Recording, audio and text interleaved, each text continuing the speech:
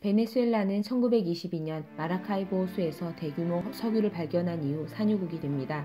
당시 베네수엘라 독재자였던 후안 빈센테 고메즈는 미국 석유회사를 끌어들여 석유법을 만들고 석유 생산을 시작하게 됩니다. 이때부터 베네수엘라는 주요 산업이 농업에서 석유 산업으로 변하게 됩니다.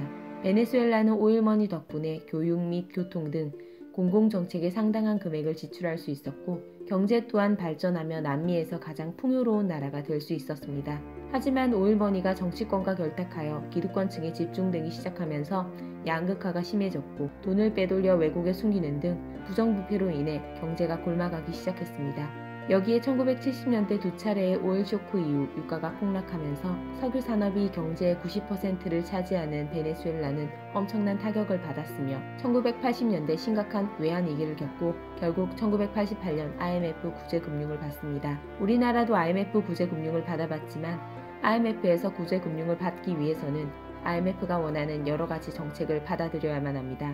신자유주의 개혁을 표방한 IMF의 가혹한 정책은 교통비와 석유값을 보조하는 정책을 전면적으로 중단시켰고 이로 인해 물가가 2배가 오르는 등 베네수엘라 국민을 구석으로 몰아갔습니다. 그뿐만 아니라 베네수엘라의 국내 알짜 기업들은 외국에 넘어갔고 기득권자들은 더 쉽게 더 큰 부를 축적할 수 있었습니다. 1980년대 후반 최소한의 의식주 해결이 힘든 빈곤층의 비율이 50%를 넘어섰고 그 가운데 절반이 빈민 수준의 극빈층이었습니다. 1992년도에 우고 차베스라는 인물이 그 당시 정권인 페레즈 정권의 부정부패를 내세워 쿠데타를 시도했으나 실패합니다. 쿠데타가 진압되어 투항하는 조건으로 방송 연설을 하는데 자신의 동료들은 처벌하지 말라며 지금은 목표를 이루지 못했지만 언젠가는 이룰 것이다. 모든 책임은 내가 지겠다 라는 내용의 연설을 해 베네수엘라 국민들에게 깊은 인상을 남깁니다. 쿠데타는 실패하였지만 페레즈 대통령은 부정부패 혐의와 대법원의 판결 및 의회의 탄핵으로 불명예 퇴진을 하게 됩니다.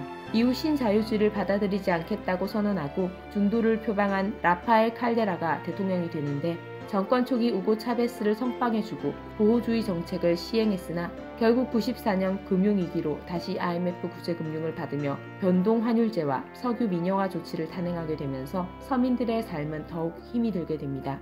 1995년 빈곤층의 비율이 66%까지 상승합니다. 쿠데타로 인지도를 올린 우고 차베스는 신자유주의를 비판함과 동시에 사회주의적 정책을 공약으로 내세움에 따라 1998년 56.2%의 득표율로 대통령이 됩니다. 우고 차베스가 대통령이 된 후 기존의 법은 기득권층에 유리하다고 생각하여 새로운 법을 제정하고 공공학교와 보육시설을 늘리는 교육 프로그램 확대와 빈민층을 위한 무송의료 시스템을 도입하고 토지 개혁을 통해 도시 빈민과 농민들에게 땅을 나누어 주는 등 다양한 복지 정책을 추진했습니다. 2001년에는 민간 석유회사가 정부에 지불하는 로열티를 1에서 17%에서 20에서 30%로 대폭 늘리고 2007년에는 IMF 구제금융으로 민영화되어 있던 석유 산업을 국유화시키는 등 무수한 개혁을 시도합니다.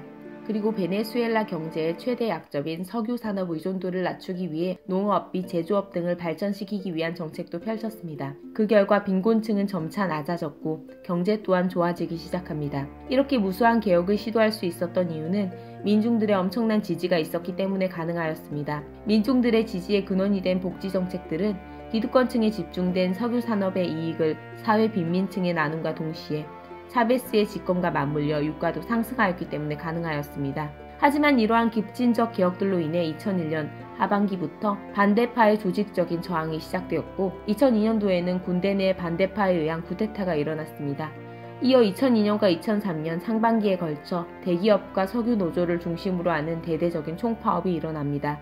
쿠데타와 석유 파업은 차베스에 대한 민중들의 지지로 인해 실패로 돌아갔고 석유 파업에 동참한 국영 석유기업인 페데베사 임원 직원 약 18,000명을 해고시킵니다. 그 수는 회사 총 직원 수의 약 40%에 달했고 특히 연구개발부서의 인력은 약 80%가 해고되었습니다. 그리고 이들은 베네수엘라 석유 관련 업종에 다시 취업하지 못하도록 하였습니다. 하지만 이 일로 인해 석유 산업 핵심 숙련 노동자 및 연구개발자들을 잃게 되고 2007년에 단행한 석유 산업 국유화로 인해 외국 자본과 함께 그들이 가지고 있던 최신 기술 또한 사라지게 되면서 석유 산업 기술력은 퇴보하게 됩니다. 그 결과 베네수엘라의 석유 생산량은 지속적으로 줄어들게 됩니다. 그리고 석유 산업 의존도를 낮추기 위해 펼친 농업 및 제조업 장려 정책들도 석유 자원의 달콤한 매력에 벗어나지 못해 실패로 돌아갑니다. 2013년 우고 차베스가 암으로 사망하고 니콜라스 마두로가 대통령이 됩니다. 우고 차베스가 다양한 복지 정책들을 지속할 수 있었던 이유는 고유가가 지속되었기 때문인데, 마두로가 대통령이 되자 불행하게도 유가가 폭락하기 시작합니다. 2014년 미국의 셰일가스를 견제하기 위해 사우디아라비아 및 러시아 등에서 엄청나게 석유를 생산하며 유가를 낮춰 나갔기 때문입니다. 베네수엘라에 매장된 석유 상당량은 불순물이 많은 초중지류인데, 중동 국가들의 질 좋은 석유보다 정제 비용이 많이 들어갑니다. 최소 유가가 $70 이상 돼야 경제성이 생긴다는 분석이 있을 정도입니다. 하지만 저유가 기조가 이어졌고, 설비 노후화 및 해고와 민영화로 인한 석유산업 기술 퇴보로 석유 생산량은 감소하게 되고 정제 비용은 더욱 증가하게 되면서 석유 산업으로 인한 수익이 대폭 감소하게 됩니다. 대부분 물자를 자국 생산이 아닌 오일머니로 수입하는 베네수엘라는 또다시 1980년대와 같은 경제 위기가 찾아옵니다. 하지만 마두로 대통령은 정권 유지를 위해 복지 정책을 감소하지 않았습니다. 복지 정책 지속을 위해 국채 발행 및 화폐를 찍어내기 시작하고, 석유산업 수익 감소로 인해 물자 수입 또한 감소하게 되면서 물자가 부족해 물가가 상승하게 되고, 물가가 상승하자 최저임금을 대폭 상승하는 등 잘못된 정책들로 인해 인플레이션은 더욱 가속화됩니다.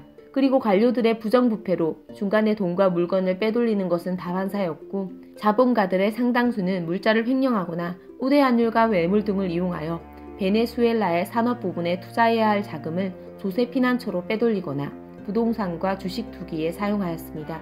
이뿐만 아니라 반미 정책으로 베네수엘라를 못마땅하게 여긴 미국도 제재를 가하기 시작합니다. 석유의 경우 수입을 못하면 경제가 엄청난 타격을 받기 때문에 수입국보다 수출국의 입장이 유리합니다. 미국은 셰일가스를 본격적으로 생산하기 전까지는 석유를 수입하는 입장이었기 때문에 베네수엘라에 불만이 있더라도 크게 제재를 가하지 못하였습니다. 하지만 셰일가스를 생산하게 되면서 에너지 자급자족이 가능해져 더 이상 눈치를 보지 않고 제재를 가하기 시작한 것입니다. 미국은 베네수엘라 석유 수입을 셰일가스 생산 전과 비교하여 현재 80%까지 줄였습니다. 베네수엘라는 석유 의존도를 낮추기 위한 대책 산업 육성이 실패하고, 수익이 없는 상태에서의 과도한 복지 정책, 저유가, 석유 생산량 감소, 잘못된 정책, 부정부패, 미국의 제재 등이 결합하여 지금의 경제 위기를 불러일으켰습니다. 시청해주셔서 감사합니다.